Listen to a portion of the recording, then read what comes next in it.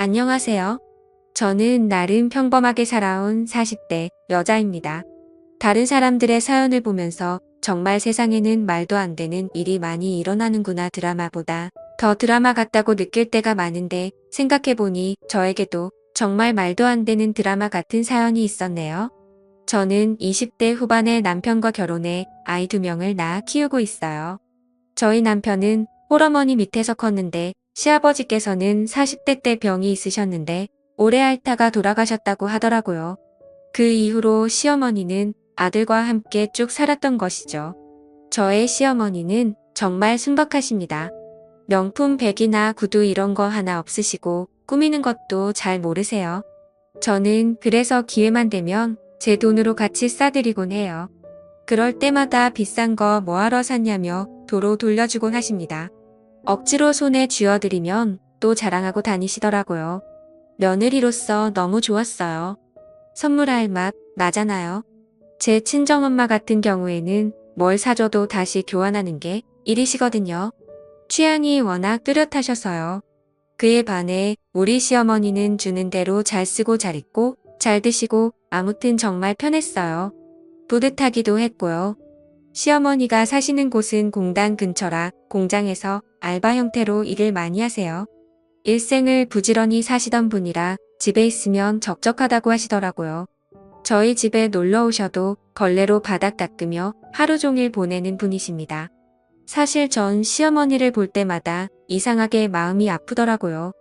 홀로 살아온 세월 일만 하면서 살아온 인생이 습관이 되어 그것 말고는 할 수 있는 게 없어 보여서요. 그래서 저는 시어머니에게 마음을 많이 썼어요.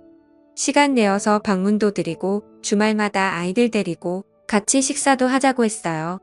집에 간다고 하면 분명 며느리랑 손자 온다고 항상 가득 차려놓으실 게 뻔해서 나오시라고 해서 외식을 주로 했어요. 그럴 때마다 시어머니는 잠시 화장실 다녀오신다고 하시더니 계산까지 다 해버리시더라고요. 그래서 저희는 외식할 때마다 누가 먼저 계산을 하느냐에 대한 은근한 다툼이 생기기도 해요. 처음엔 어색했지만 시어머니와 며느리로 10년 넘게 살다 보니 어느새 엄마 같은 마음이 들더라고요. 아무리 해도 시자가 들어간 사람은 영원히 가까워질 수 없다는 말도 있는데 저는 좀 달랐어요. 워낙 성격이 유하셔서 그럴지도 모르겠네요. 아이들이 커갈수록 신경 써줄 게 많다 보니 시어머니와 만나는 횟수가 점점 줄게 됐어요. 시어머님은 여전히 공장에서 일을 하셨어요. 60이 훌쩍 넘은 나이에 정말 쉬지 않고 일을 하시더라고요. 그래서 제가 힘들게 일하지 말고 쉬시라고 해도 놀면 뭐하냐며 계속 공장에 나가십니다. 시어머니도 일을 하시니 번거롭거나 복잡한 일들은 제가 거의 처리해드려요. 예를 들면 보험 처리라든지 공인인증서 갱신 같은 것들 있잖아요. 그 중에 가기 힘든 은행도 제가 대신 가서 금융 관련 일을 처리해드리곤 합니다. 그날도 아마 시어머니께서 공장에 계셨고 저는 시어머니가 처리해달라고 한 일이 있어서 인터넷으로 시어머니의 주민등록등본을 프린트했습니다. 프린트한 등본을 무심코 보는데 뭔가 이상하더라고요. 시어머니 이름 밑에 또 하나의 이름이 더 등록이 된 것입니다. 그것도 영어로요. 저는 너무 당황해서 업무 처리가 잘못된 것 같아서 동사무소에 전화를 걸었어요. 동사무소 직원은 잘못될 리 없다며 본인에게 확인해 보는 게 빠를 거라고 하더라고요. 저는 이 사실을 남편에게 알리고 남편과 함께 시댁에 가서 어머니가 퇴근할 때까지 기다렸습니다. 시어머니는 퇴근하고 집에 들어오시더니 저희를 보고 무슨 일이냐고 물으시더라고요. 저는 시어머니에게 등본을 보여주며 물었어요. 어머님, 여기 등본을 떴는데 이상해서요. 어머님, 이름 밑에 또 이름이 하나 더 있어요. 이거 아는 사람이에요? 아니면 누군가 어머님 명의를 도용한 것일 수도 있으니까 신고부터 해야 돼요. 내버려둬. 내가 직접 한 거야. 네? 뭐라고요? 이 사람이랑 혼인신고를 했단 말씀이세요? 나 사실 만나는 사람이 있었어. 너희한테는 말 못해서 미안하지만 그 사람 상황이 좀 안 좋아서 차마 이야기할 수가 없더구나. 너희들이 분명 반대할 게 뻔하니까. 아무리 그래도 그렇지. 어머님 이런 큰일을 혼자 결정하시고 통보하시면 어떡해요? 나도 내 인생이 있어. 이해해 줄 줄 알았다. 그나저나 이름이 영어로 되어 있는데 혹시 외국인이에요? 몇 살인데요? 시어머니는 한참 동안 말을 못 하시더라고요. 남편은 답답했던지 시어머니에게 소리를 쳤어요. 그러니까 그 사람 외국인이냐고요? 맞아. 파키스탄에서 왔단다. 30살 좀 넘었고. 남편과 저는 정말 말 그대로 얼어붙었습니다. 60이 넘은 시어머니가 30대 파키스탄인과 혼인신고를 했다니요. 저는 이 말 같지도 않은 말을 듣고 귀를 의심했어요. 시어머니는 그 사람과 공장에서 만났다고 하네요. 동료로 만나다가 정이 들었고 그 사람이 시어머니에게 진심으로 다가와서 시어머니도 그 사람과 자주 만났다고 합니다. 그리고 그 남자는 자기 힘든 일들을 시어머니에게 토로하기 시작했고 시어머니는 그 남자를 위로해주고 적극적으로 돕겠다고 나서기까지 하다가 혼인신고라는 사태까지 온 것이죠. 근데 큰 문제는 시어머니는 이것이 사랑이라고 믿고 있다는 것입니다. 어머님, 그 사람 어딨어요? 월급 더 많이 주는 데로 이직했어. 거기가 어딘데요? 모르겠네. 어머님, 그걸 모르시면 어떡해요? 같이 살긴 했어요? 혼인신고 도장만 찍고 그 남자가 도망가 버린 게 아니고요. 어머님, 말 좀 해보세요. 이게 얼마나 큰 사건인지 아세요? 내가 알아서 해. 아마 그 사람은 한국 비자 때문에 어머님한테 접근했을 거라고요. 호적에 등록해주니까 신나서 도망가 버린 거고요. 저는 속상한 마음에 시어머니를 다그쳤어요. 하지만 우리 시어머니는 계속 그 남자가 돌아올 거라고 믿고 계셨어요. 정말 답답할 노릇이죠. 어쩜 이렇게 바보 같으신지. 제 남편은 답답해서 밖에 나가서 담배를 피우고 있고 저는 계속 한숨만 쉬고 시어머니는 저희에게 계속 괜찮다고 하시고 총체적 난국의 순간이었습니다. 저는 일단 그 남자를 찾아야 했습니다. 분명 시어머니에 대한 마음은 진심이 아닐 테니 그 혼인신고를 취소부터 해야 했어요. 먼저 SNS를 뒤지면서 나름대로 추적을 해봤어요. 정말 서울에서 김서방 찾기가 이런 거구나 싶었죠. 그리고 시어머니가 살고 있는 동네에 있는 공장의 사장님들을 한 분씩 찾아냈습니다. 직접 발벗고 나서니까 의외로 쉽게 찾아지더라고요. 시어머니에게 혼인신고만 걸어두고 도망간 그 남자는 공단 내의 다른 공장에서 일하고 있더라고요. 그 공장 사장님은 이름을 듣더니 바로 알더라고요. 얼마 전에 이직했고 나이도 30대 다 일치했어요. 저는 사장님에게 이 사람이 제 시어머니에게 저지른 짓을 낱낱이 밝혔습니다. 그런데 사장님이 갸우뚱하더라고요. 그놈이 그럴 리가 없는데. 네? 왜요? 나한테 파키스탄에 있는 아내랑 자식들 사진도 보여줬거든요. 아내랑 자식까지 있어요? 네. 설마 유부남인데 그런 짓을 했겠어요? 잠시만요. 불러올게요.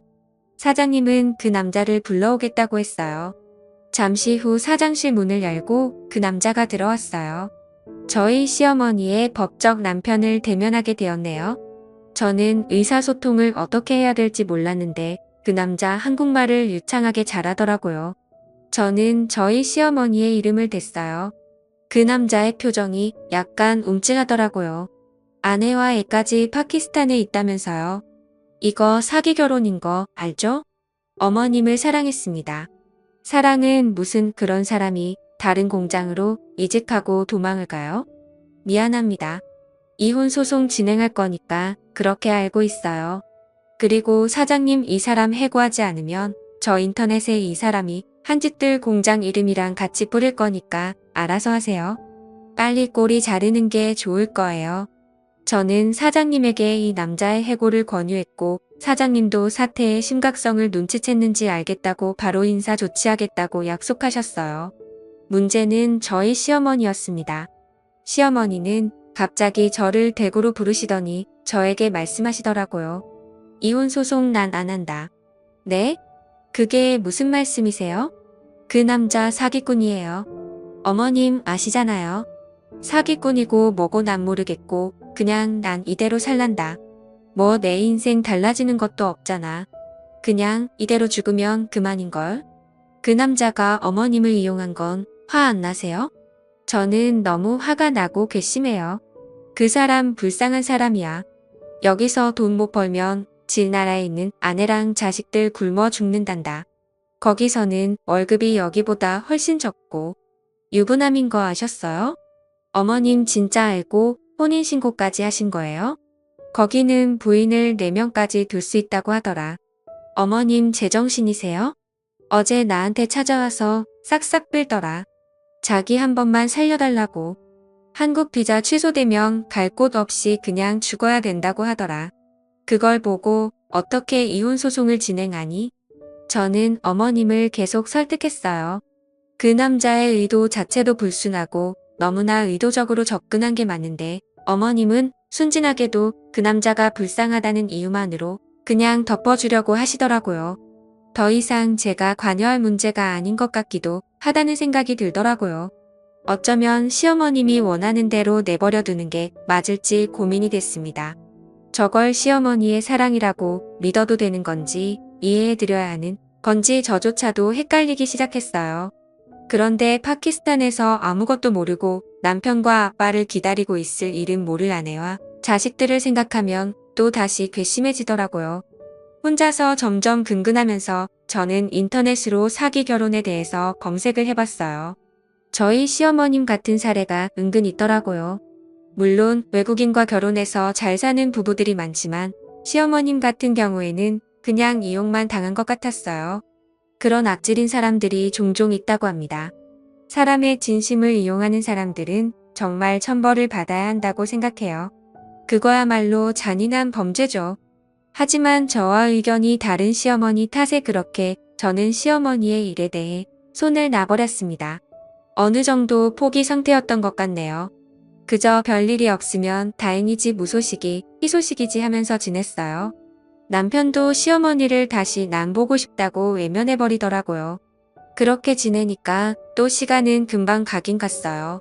가끔 시어머니가 어떻게 지내실까 생각은 들었지만 설마 무슨 일이야 있겠어 하는 마음이 컸던 것 같아요. 제가 평소 친구들에게도 오지랖이 넓은 편인데 시어머니에게도 괜한 오지랖을 떨었다 싶기도 했고요. 그러다 시어머니는 저에게 전화를 해오셨습니다. 목소리가 매우 안 좋으셨어요. 저에게 대뜸 마음을 바꾸셨다고 하네요. 이혼 소송을 도와달라고 하더라고요. 들어보니 그 남자가 은근히 생활비를 요구하기 시작했고 가끔 자기 뜻대로 되지 않으면 손찌검을 했다고 합니다. 덜덜 떨리는 목소리로 여태껏 있었던 일을 말씀하시더라고요. 갑자기 얼굴이 차갑게 싹 식어서 날 보는데 살기가 느껴지더라니까. 이건 도저히 아닌 것 같더라. 정말 내가 부끄러워서 말할 것도 없고 미안하다. 못난 시험이라서 내가 너희 말을 들었어야 했는데. 괜찮으세요? 나 좀 도와다오. 응, 저랑 같이 변호사 만나러 가요. 저는 시어머니의 이혼 소송을 도와드렸어요. 살다 살다 시어머니의 이혼 소송까지 도와주게 될 줄은 꿈에도 몰랐네요. 그것도 30대 남성과의 이혼 소송을요. 시어머니는 차마 아들 얼굴은 볼 자신이 없다고 하시더라고요. 저희 가족이 다 같이 모이는 날은 아마도 시간이 좀 더 걸릴 것 같네요. 내심 시어머니가 마음을 다시 다잡으셔서 다행이라고 생각해요. 하마터면 범죄자에게 발목이 잡힐 뻔했으니까요. 법적인 남편이라는 이유로 얼마나 또 이것저것 저희에게 요구를 했겠어요. 시어머니의 유산까지 탐냈을 게 분명해요. 그런 생각만 하면 아주 소름이 끼칩니다. 법정은 결국 저희의 편을 들어주었습니다. 본국의 부인을 두고 결혼한 남자에 대해 결혼 이민 체류자 자격을 인정하지 않고 체류를 정지시키기로 했대요. 결국 그 남자는 꼼짝없이 파키스탄으로 돌아가게 되었지요. 자신의 이득을 위해 사람의 진심을 가지고 장난치면 그 끝이 어떻게 되는지 그 남자가 꼭 알았으면 좋겠네요. 마음 같아서는 그 남자의 아내와 자식들에게도 이 사실을 알리고 싶었지만 연락할 수 있는 방법이 없더라고요. 아쉬울 따름이었습니다. 집에 모셔다 드리는 길에 시어머니를 힐끗 보는데 씁쓸한 표정을 짓고 계시더라고요. 아무래도 나름대로의 추억이 많이 떠올랐나 봅니다. 감히 마음을 헤아릴 수 없어서 아무 말도 건네지 못했네요. 그 이후로 저는 시댁에 자주 놀러가고 있어요. 제 친구들은 저에게 뭐하러 시어머니를 챙기냐고 하지만 그 일을 겪고 난 후 마음이 외로우실까봐 걱정이 되더라고요. 든 자리는 몰라도 난 자리는 티가 난다고 하잖아요. 못난 놈이었지만 그래도 마음을 주고받았던 사람인데 오죽할까요? 아무쪼록 시어머니가 마음의 회복을 빨리 하셨으면 좋겠어요. 울적한 마음을 털어버리고 다시 예전처럼 가족 다 같이 명절에 만날 수 있는 날이 왔으면 좋겠네요. 그 날이 빨리 오기를 바랍니다.